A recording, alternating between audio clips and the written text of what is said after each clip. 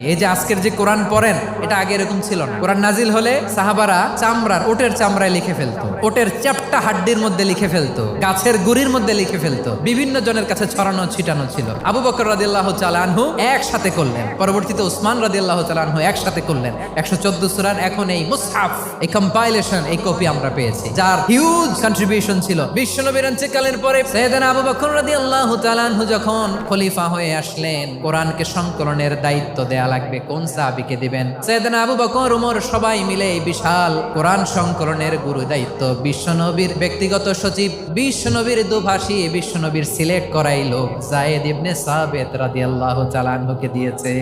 এই পুরো কোরআন কম্পাইলেশনের project manager ছিল যায়েদ বিন সাবিত রাদিয়াল্লাহু তাআলা। দেখেন, এত সাহাবীর মধ্যে থেকে বিশ্বনবীর একাডেমিক প্রজেক্ট যায়েদ বিন সাবিতের মতো তরুণকে নির্বাচিত করেছেন। কেমন ট্যালেন্ট হান্টার ছিল আমার নবী, সুবহানাল্লাহ পড়বেন না?